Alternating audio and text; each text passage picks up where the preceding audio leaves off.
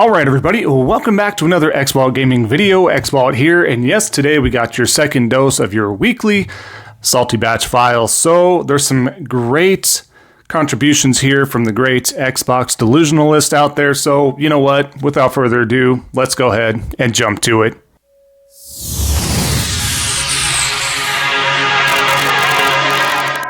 Alright, so like I was saying, what we're going to do is go over our first example of the Salty Batch files here. Of course, they are coming from some other planet, I don't know what, but we have a newcomer here, Agent Wolf. This is going to be in context, by the way, to the recently announced Amazon Fire Stick that will allow you to, of course, stream those Xbox games via Game Pass, right? So he states, this sounds like grandma or grandpa deal. The kids are visiting and you know they like these video games, but don't have a system, and this seems like a great deal. $80 for over 300 games. That's amazing. Truly just amazing. And it just plugs into the TV. Don't need to call tech support. Perfect. Then we have a parentheses here because he's not done yet. If you know anything about subscriptions regularly game, or just read this article, you'd catch on that this isn't a great deal. So I just want you all to process this for a second, right? Admitting that this is not a great deal, however, but for non-gamers or confused grandparents, it sounds great. So that's where this is going to lie, right? This is where this is the base that they're trying to cater to. This is what Xbox or Microsoft is trying to cater to, is grandparents, grandma, grandpa, great aunt, great aunt, great uncle, whatever. That's what they're trying to ship this to. That's your comeback here. This is your reasoning behind the Amazon Fire Stick and why it's going to succeed. The technology's not there. The lag is horrible.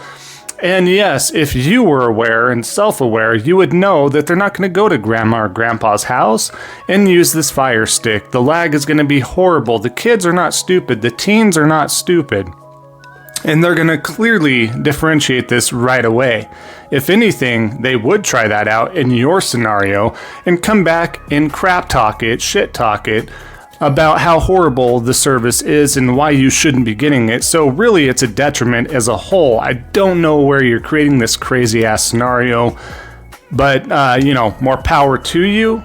When I say delusion this time, folks, I mean we have some delusion here. This is absolutely asinine, but let's keep going here. Jez, now we have some crazy stuff that makes me lose brain cells here. Cloud is Xbox hardware, though. The console is just in a data center instead of your house. What's the difference? Oh, man. So, now that Xbox is just a blip on the radar in regards to sales, in regards to relevancy, as far as hardware is concerned, he's now, Jez and many others, by the way, like Cold Eastwood that you may get a hold of here in a second, but just to say, cloud is Xbox hardware. So they're saying that Xbox is now just the cloud. That's the hardware. Because you can stream it via the cloud, that's the hardware. So technically, Xbox is just everywhere, and I mean, theoretically, right, the games are, you can play the games, but trying to make it this thing that the cloud is actual hardware is absolutely loony. The amount of shilling that these guys are going through right now are just on another level. I just can't imagine them sitting there. The rain is hitting outside of their house and they're just jotting down notes on their feather quill pen of trying to spin a positive from a negative here. I don't understand. This is so ridiculous of a statement, and multiple statements, mind you, but let's not stop there. Let's keep going here.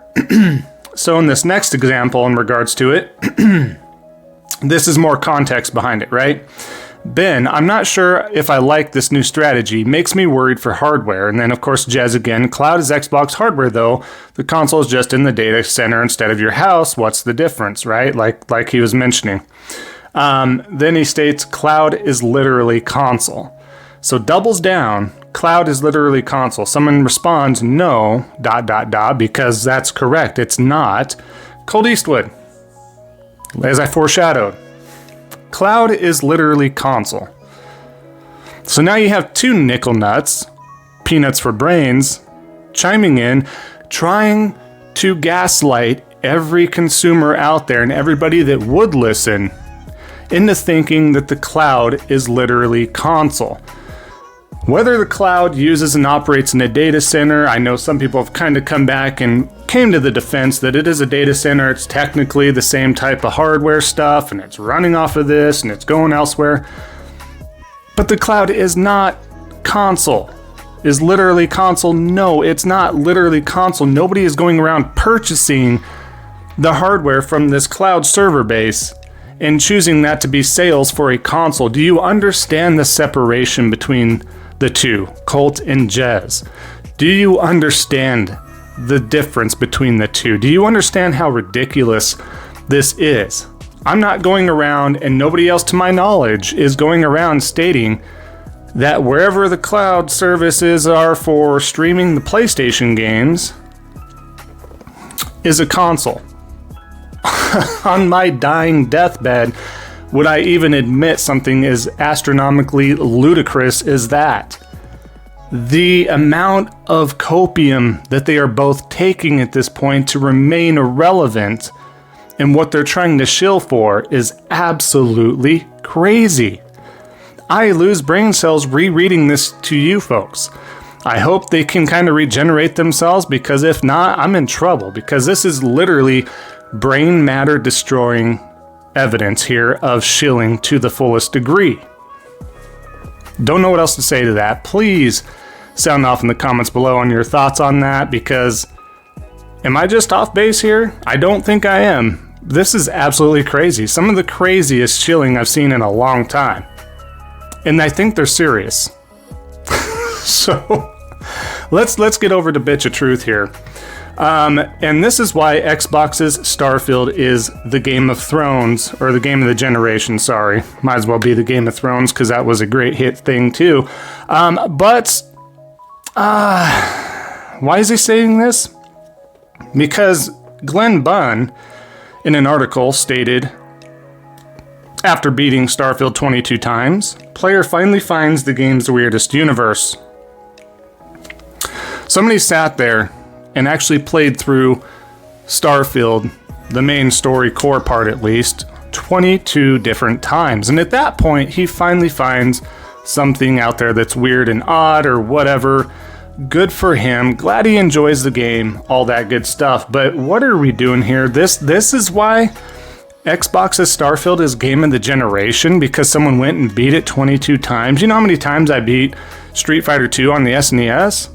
You know how many times I beat The Legend of Zelda on SNES? Or any other game after that I put multiple playthroughs on? You know, a great game's a great game. But because somebody beats a game 22 times and finds something else, that's your dictation to make it game of the generation. Not the gameplay's fun, not the story is great, not that the skills and abilities is fantastic, not the comparisons of your playthrough versus your buddy's playthrough and discussing that perhaps. You see all these other avenues that we could come at and trying to describe why a game would be generational, you know, game of the generation, stuff like that. But they just don't fire off the synapses of their brain cells. They just don't. And so they just throw something. They throw it at the wall. Here we go. This is why. Somebody wrote an article about something. Somebody beat it 22 times. If someone beat a game 22 times, it's clearly got to be game of the generation. Also, they also found this wacky planet. So crazy. Guarantee you can find more shit over in No Man's Sky. Granted, it's been out longer. Granted, this, that, and the other. But the fact still remains that this doesn't set Starfield apart from other games that are similar to it, or just other games in general. Whatever you want to take with you to try that shilling and fraud status to the highest degree. Let's get over here. I do enjoy this here. Now, Tom Henderson mentions exclusive is the PlayStation PS5 Pro releasing in 2024.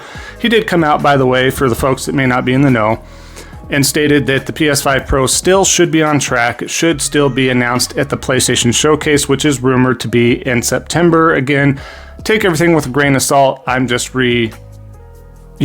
re-educating, so to speak, of how you should view any of these rumors. Even if someone like Tom Henderson is stating this, always take it with a grain of salt.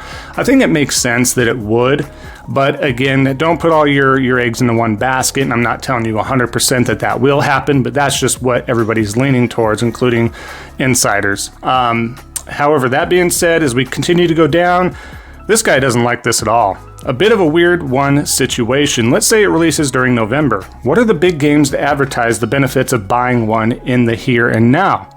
Assassin's Creed Shadows? That's it, really. That's so... Can you see the salt just exuding from this reply, by the way? Just upset that it's even going to be a thing, and why now?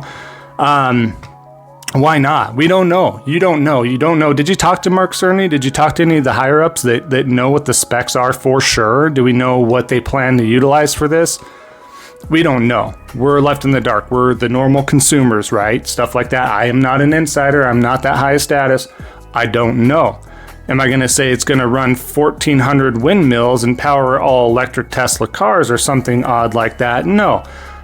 But I do think there's going to be more to it, and it will squeeze some more juice. I think it'll be better than the PS4 Pro in regards to what it offers in terms of stuff, but what that will be, we'll have to wait and see.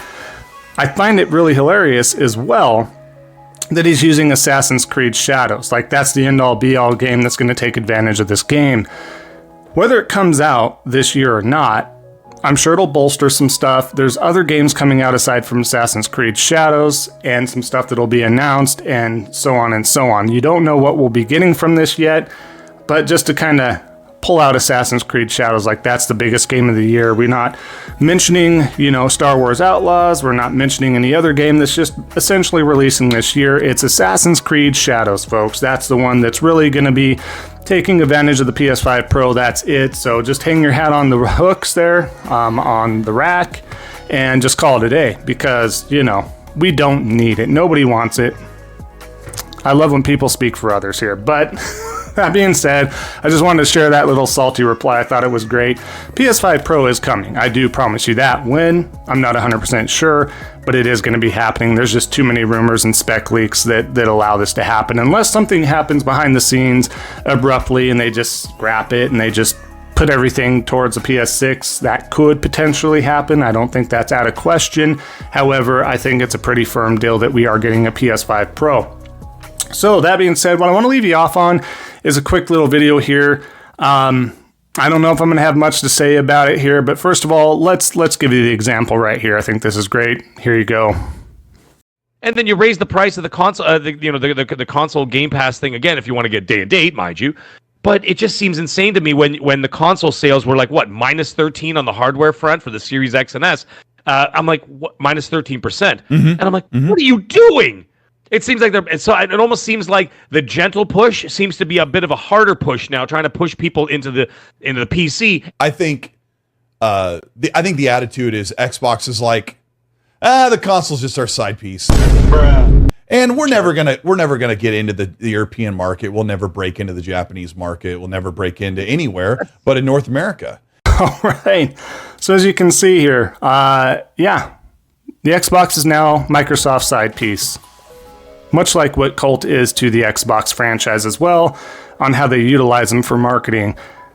He's also their side piece, but I thought that was great. I don't have too much to add to this. The jokes kind of write themselves in regards to what you just seen here. You see how pathetic it is. You see how every word out of their mouth is just foot insert, right? Every single time.